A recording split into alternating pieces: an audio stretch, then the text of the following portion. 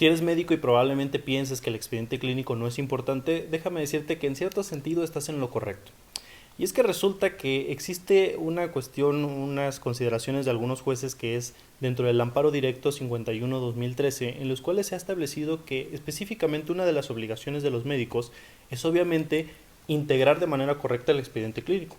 Sin embargo, obviamente el hecho de que no esté bien integrado tampoco implica necesariamente que el médico pueda llegar a ser sentenciado por alguna cuestión de mala praxis. Sí es cierto, en efecto, pues obviamente el hecho de que no esté debidamente integrado y no esté debidamente estipulado cuáles son los actos médicos que han establecido o que se han hecho a lo largo de un tratamiento, implica que esto probablemente pueda ocasionar un daño o una mala atención médica al paciente. No por eso quiere decir necesariamente de que pueda un médico ser, por ejemplo, condenado a ir a prisión o ser condenado de pagar alguna cierta cantidad de dinero, sino más bien lo importante como tal que tienen los médicos es dos cosas. La primera de ellas es actuar acorde a lo que se establece la Lex Artis. ¿Qué es la Lex Artis? Obviamente es el conjunto de disposiciones, ya sea de la literatura o bien que estén reglamentadas en una legislación oficial, que digan específicamente qué es lo que tiene que hacer el médico al momento de un tratamiento.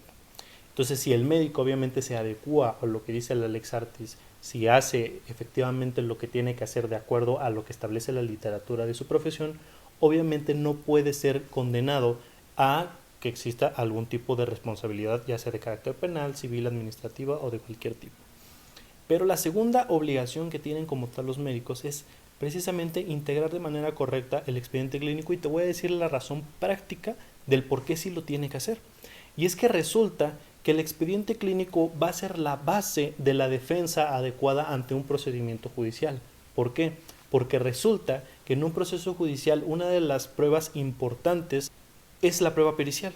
Y es que resulta que los peritos, al momento de emitir su opinión, si efectivamente hubo una cuestión de mala praxis o no, es que se van a basar en lo que se establece dentro del expediente clínico. Y si dentro de tu expediente clínico no está bien integrado y resulta que el paciente sufrió algún tipo de daño y además de ello tú no puedes probar que hiciste las cosas de manera correcta con algún otro tipo de pruebas, como por ejemplo testigos o por ejemplo algún tipo de literatura, o bien algo que realmente le haga del conocimiento al juez de que tú hiciste determinadas acciones, pues déjame decirte que por lo menos en la parte meramente civil no va a existir esta posibilidad de que tú seas absuelto de pagar una cierta reparación del daño o cierta cantidad de dinero.